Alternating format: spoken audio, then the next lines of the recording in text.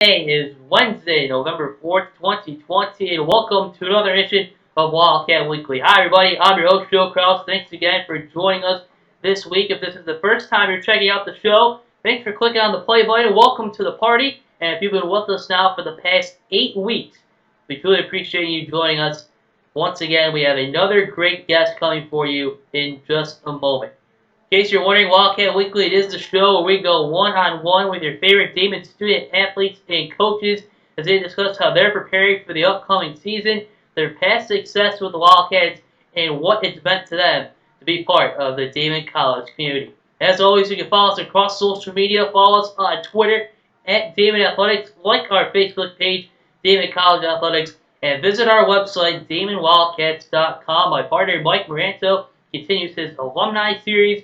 We also have our Wildcat Social Series, our Student Athlete Spotlight, and this past week I met with a bunch of people from the athletic department here at Damon as they discuss what it's meant to them to have their partnership with Team Impact. It's a great organization, and if you haven't read it yet, I hope you do, and I hope you take away the lesson of if you can be anything in life, especially right now, be kind.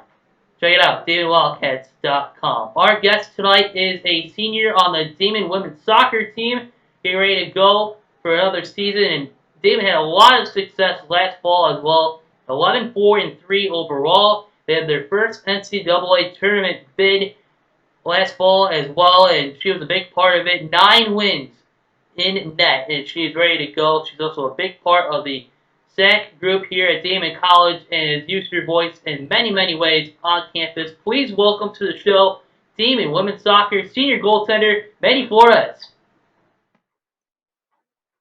And we're here with Maddie Flores from the Damon women's soccer team this week at Wildcat Weekly. Maddie, thanks for joining us this week. How are you doing? I'm well. How you doing, Joe? I'm doing great, thanks. And I guess just to start off, I've asked the others as well. Um, what's your year been like? What have been the past few months been like? And being back here on campus, How's it finally feel? It's nice. I mean, the summer break is always long, but especially with COVID, it's been extra long. It's a little bit eerie being on campus, so used to athletics, being constantly hustle and bustle. The training room usually always full, so it's definitely been an adjustment, but it's nice to be in the swing of things. And I feel fortunate that we're allowed to practice and get into it. So. Definitely, definitely. And you also have done so much off campus. We'll get to the soccer um, updates in a second, but you've been um, for as long as I've known you, you've been involved off campus as well with the Student Athlete Advisory Committee, also known as SAC, here on campus. Would you just mind explaining to our viewers a little bit what SAC is about, and then what you guys have been working on so far since you all came back in September? Sure. So for those that don't know, SAC is the Student Athlete Advisory Committee, and it's just comprised of all the teams in Damon Athletics, and it's usually 2 to 3 reps, sometimes 1 rep per team, and we usually meet biweekly.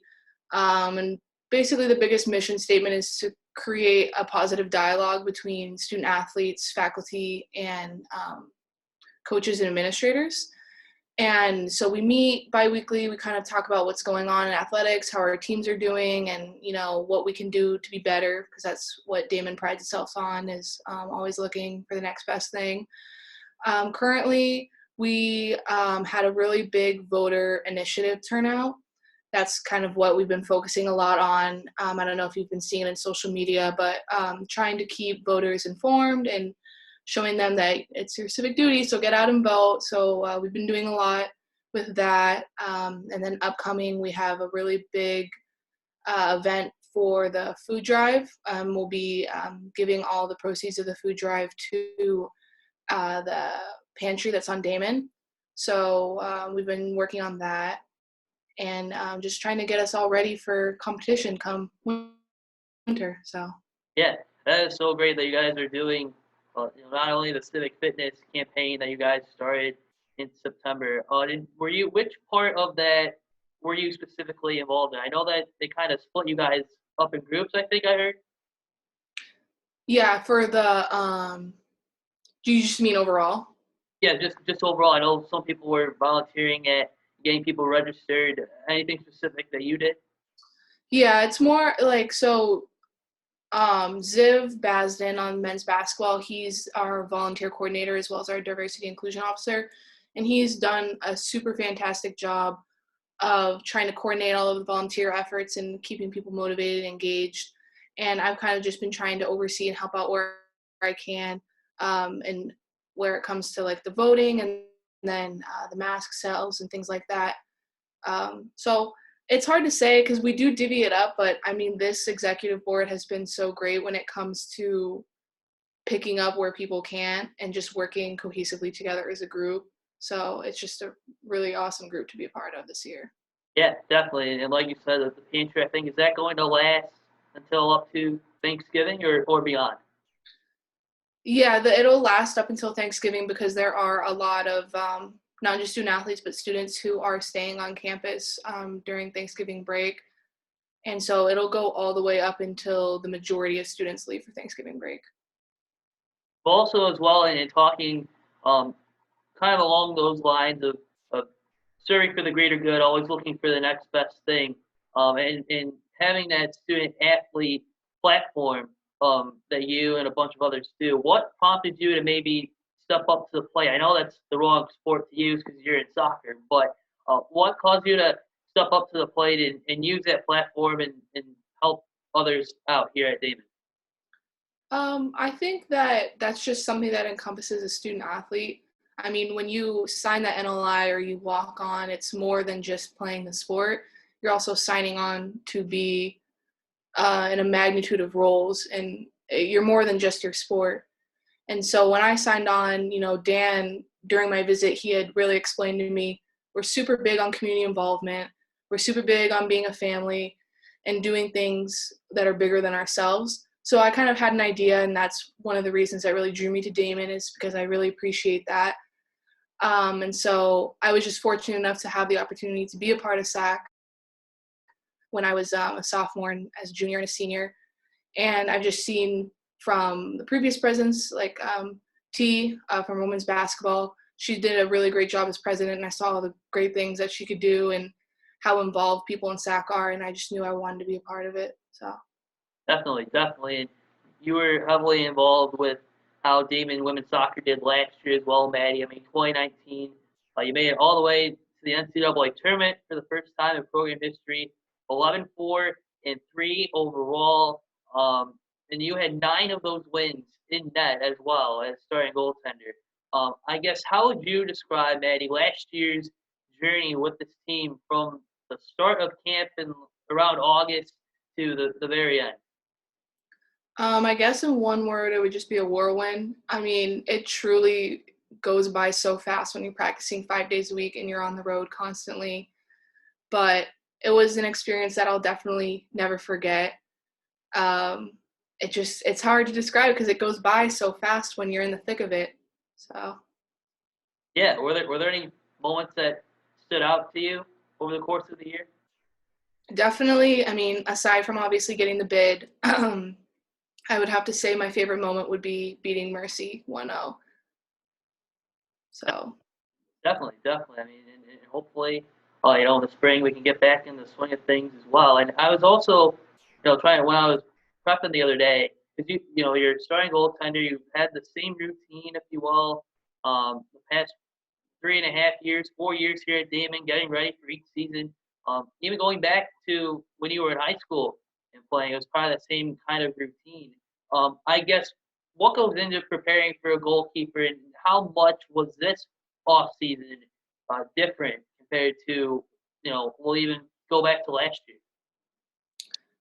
yeah, I mean, this preseason definitely was unlike any other. I mean, as a goalkeeper, you really kind of depend on having another person to kind of kick the ball at your hands, shoot on you, and things like that. And obviously, with COVID, nobody really wanted to do that, respectfully.